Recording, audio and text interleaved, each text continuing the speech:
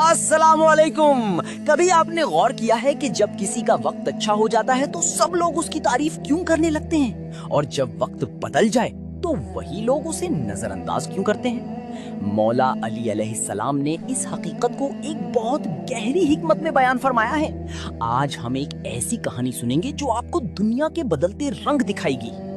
मौला अली फरमाते हैं, जब दुनिया किसी की तरफ बढ़ती है तो दूसरों की खूबियां भी उसे उधार दे देती है, और जब उससे रुख मोड़ लेती है तो उसकी अपनी खूबियां भी उससे छीन लेती है।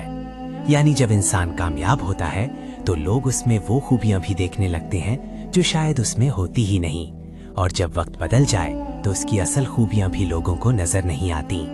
एक ताजिर था, जब वो अमीर हुआ तो लोग कहते वाह कितना अक्लमंद है। अगर वो कोई आम सी बात भी करता लोग कहते क्या जबरदस्त सोच है। लेकिन जब वही ताजिर गरीब हो गया तो वही लोग कहने लगे इसे तो कुछ आता ही नहीं।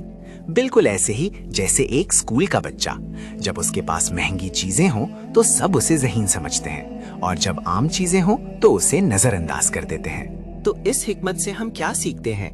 पहला सबक, लोगों की तारीफ पर गुरूर ना करें, ये आपके वक्त की भी हो सकती है। दूसरा सबक, किसी की कदर उसकी दौलत नहीं बल्कि उसके किरदार से करें।